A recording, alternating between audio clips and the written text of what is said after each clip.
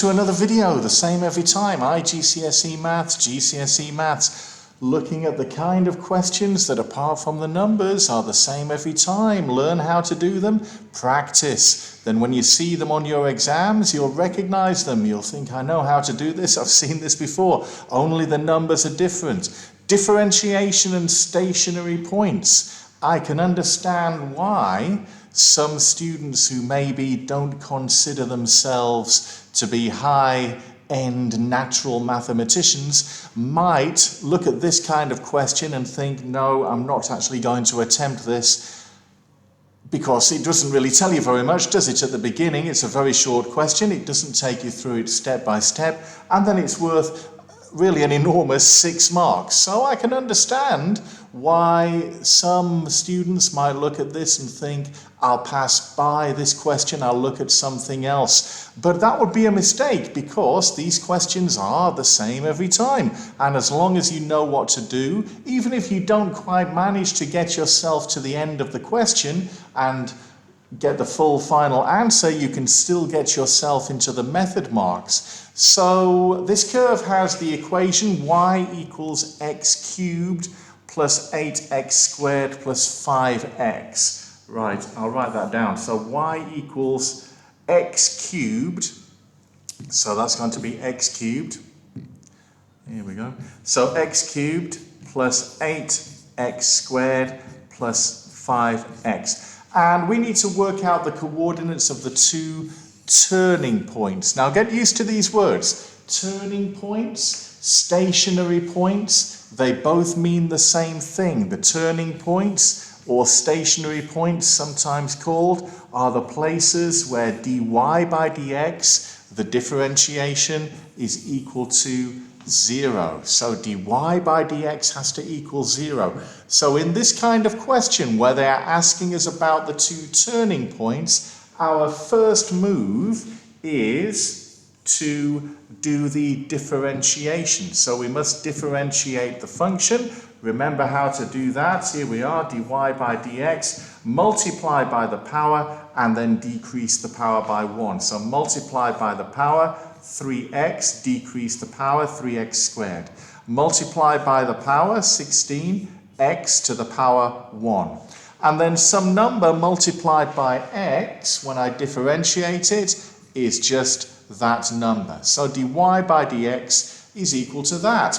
And at the turning points, I have to put my dy by dx equal to 0. So already, even if I don't manage to do anything else in this question, I'm already into the method marks. I'm going to get a method mark for doing the differentiation correctly, and I'm going to get a method mark for putting that equal to 0. Now I have to solve this equation, 3x squared plus 16x plus 5 equals 0.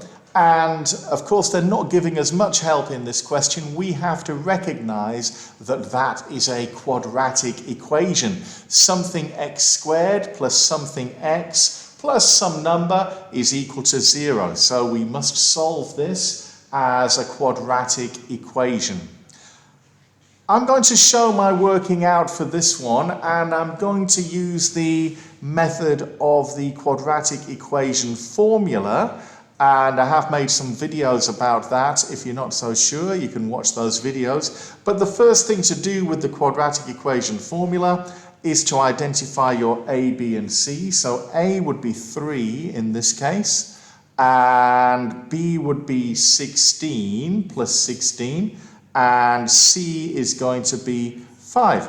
Then what I always do, first work out b squared minus 4ac. And that's going to be 16 squared minus 4 times 3 times 5. And, well, probably a calculator job for that one. So 16 squared minus 4 times 3 times 5. And that gives me 196. So b squared minus 4ac is 196. And now I just put all of that into the quadratic equation formula. They do give you the quadratic equation formula on the formula page of the exam. So we have x equals minus b, well b was 16, so minus 16 plus square root of your b squared minus 4ac divided by 2 times a, which is 2 times 3. And the second possibility for x, everything stays the same apart from that plus in the middle there, which goes to a minus. Everything else is the same. Notice they are expecting us to get two different values for x. So calculate a job again for this one, negative 16 plus square root 196, all divided by 2 times 3, negative 1/3. So my first x value, negative 1/3. And then the same again, we just change the plus in the middle to a minus. That's going to be negative 5. Well, this quadratic equation here does factorize. You can tell because you get nice solutions, nice fraction solutions. It will factorize, but I'm thinking the factorization might be a little bit tricky, and it's probably a lot easier to work it out with the quadratic equation formula. What I would not advise you to do is to use the quadratic solving function on your calculator. Of course, if you have your calculator with you, you could use that as a check, but I would advise you to show working out for everything you do, not just pulling answers out of, well, I was going to say out of nowhere, but out of your calculator. We do want to see method, don't we? So they want the coordinates of the two turning points. Coordinates means x and y. We found the x coordinates. Now we need to find the y coordinates, and we do that by using the original equation. So I must put my x values into the original equation. So when x equals negative 1/3, negative 1/3 cubed, everywhere I see x, I'm going to write negative 1/3 instead, plus 8 times negative 1/3 squared, plus 5 times negative 1/3. Definitely a calculator job, this one, isn't it? Try it on your calculator, see if you get the same answer as me using the fraction button and the brackets here. Type it in your calculator exactly as it looks. So plus 8, fraction button, negative 1 over 3, fraction button, brackets, squared plus 5, brackets, multiplied by negative 1 over 3, and another bracket. Okay, so I've got, well, a not very nice number really, negative 22 over 27. And of course I'm going to leave that one as a fraction. It makes it's a recurring decimal, that one, isn't it? If I change that to a decimal, it looks like a recurring decimal. So I'm not going to leave a rounded decimal answer for that one, so fraction answer, unless the question tells you otherwise. Now, when x equals negative 5, all I have to do is the same thing again, put x equals negative 5 into my y equation, the original equation, so negative 5 cubed plus 8 times negative 5 plus 5 times negative 5. And again, calculate a job for that one. Type it exactly as it looks, negative 5 bracket. Make sure you put the power outside the bracket. I've seen too many people go wrong with this kind of question by putting the power inside the bracket. You'll get completely the wrong answer there. And plus 8 times negative 5 plus 5 times negative 5. And for that one, I get negative 190. I'm just going to double check that I've written that properly, because actually I haven't, have I? Did you notice that? I've missed off the squared just there. So always worth double checking everything you write on your calculator. Right, I'm doing it this time for real, and I get 50 for that one. Very easy, isn't it, when you're in an exam situation or you're recording a video, to go wrong because you're not quite paying attention on everything, or you know, it's easy just to type the wrong things into your calculator. So always double check I'm just triple checking now. Right then, that's fine. So negative 550. So 6 marks for that. Always the same. It doesn't look like it's going to be a very straightforward question, and they do throw in that quadratic equation there, so they do expect us to remember how to do quadratic equations and incorporate them into this particular topic. But remember what I said at the beginning, don't just bypass this question, do something. You can still get yourself into the method marks even if you don't manage to get to the full final answer. So again, in part 2 of this question, we're on familiar territory. As I keep saying, it's the same every time. So determine whether each of the turning points is a maximum or a minimum. Give reasons for your answers. 3 marks. We need the second differentiation, the second differential, d2y by dx2. And what we find is, if that is bigger than 0, then we have a minimum. You need to learn this. And if that is less than 0, we have a maximum.